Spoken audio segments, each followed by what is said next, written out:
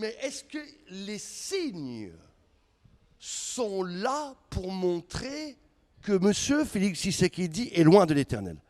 Lorsqu'on regarde, qu'on analyse, parce que d'abord, j'aimerais vous dire qu'il faut analyser toute chose. Dieu est très clair. 1 Thessaloniciens 5,20.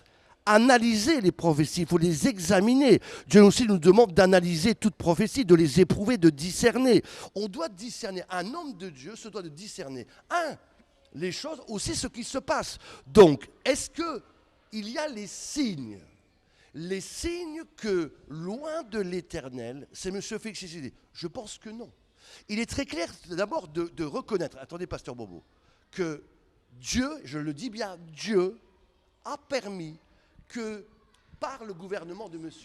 Kabila, qu'il choisisse Félix Tshisekedi, je vais y venir, pour un temps. J'avais dit que lorsque loin va arriver, M. Kabila partirait, là, M. Kabila est toujours là. J'avais dit très clairement qu'il est possible aussi qu'il y aurait comme un gouvernement de transition avant que loin arrive. On se rend compte aujourd'hui, si nous analysons ce qui vient de se passer, on se rend compte que le président a été élu comme président, mais il n'a pas le pouvoir. On se rend compte que le pouvoir, c'est M. Kabila qui le détient toujours, avec l'Assemblée générale, le Sénat, l'armée. On se rend compte, tous les signaux sont très clairs. C'est comme une coalition entre le FCC, le PPRD. Pour moi, c'est un comité de transition qui est installé avant que loin arrive. Mais en entendant, je le redis à tous ceux qui regardent l'émission, nous devons respecter cela. Dieu lui-même a permis, je dis bien, Dieu lui-même a permis que M. Félix, pendant un temps, soit là dans le pouvoir, parce qu'il connaît toutes choses, il est le Dieu tout-puissant, et donc il permet, je dis bien, il permet que, n'est-ce pas, loin soit là, et qu'il attende. Je répète, avant d'aller plus loin, David n'a pas contesté.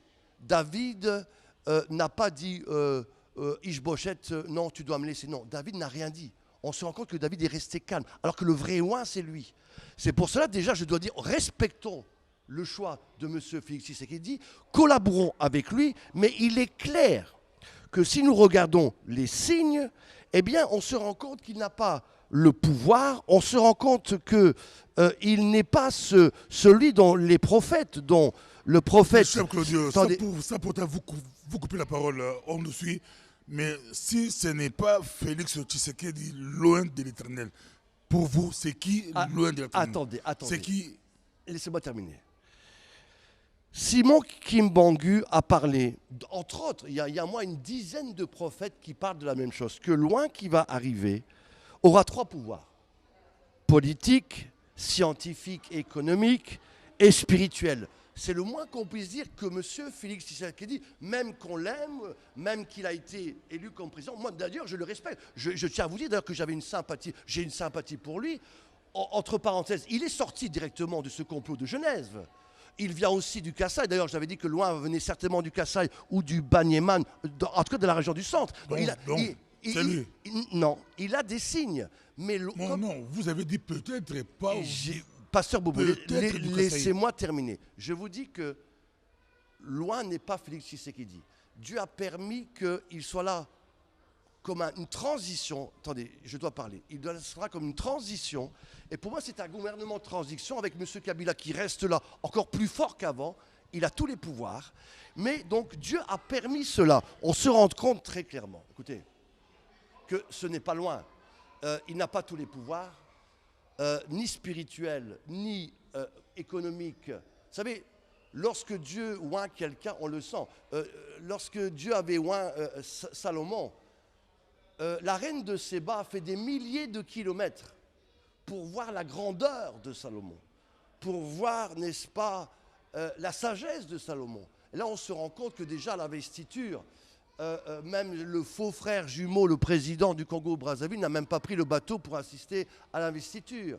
Donc il y a des signes qui sont très clairs. Néanmoins, nous respectons, je répète, je respecte M. Félix Tshisekedi. Je rappelle aussi qu'il y a des signes quand même qui ne trompent pas. Après les gilets pare-balles, on a vu cette histoire de... oui, les gilets jaunes, les gilets pare-balles, on a vu que M. Félix aussi a eu, on va dire... certains parlent d'un AVC, d'autres d'un évanouissement.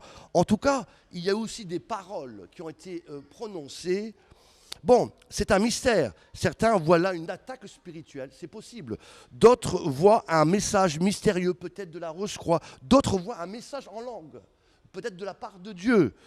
Quoi qu'il en soit, il s'est quand même évanoui, donc il a manifesté un moment de faiblesse, mais en tout cas, il est très clair, je répète, que les signes, Jean-Baptiste va dire, est-ce que c'est lui? Jésus va lui dire, voici les signes. Les signes de loin ne sont pas là, pasteur Bobo. Donc respectons, je répète, vous qui regardez cette émission, loin de l'Éternel doit encore venir, mais Dieu, pendant un temps, permet, il le permet, c'est lui seul qui le sait, il permet que M. Félix Tshisekedi soit le président. Nous devons respecter cela, nous devons prier pour lui, nous devons être avec lui, nous devons tout faire.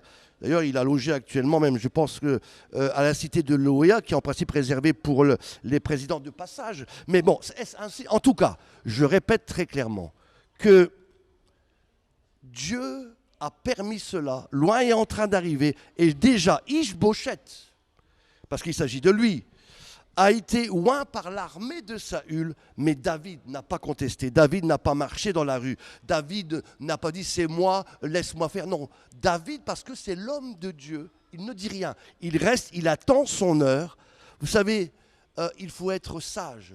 Moi, les gens qui manifestent, je vais arriver, deuxièmement, je vais parler de la Lamouka, qui manifestent comme ils ont fait hier, de manière pour moi scandaleuse. Permettez-moi de vous dire ceci. Vous savez, il y a une histoire de deux femmes qui, dans 1 Roi chapitre 3, vont se disputer. Vous connaissez très bien l'histoire de c'est à qui le bébé? Non, c'est à moi le bébé, c'est à moi le bébé.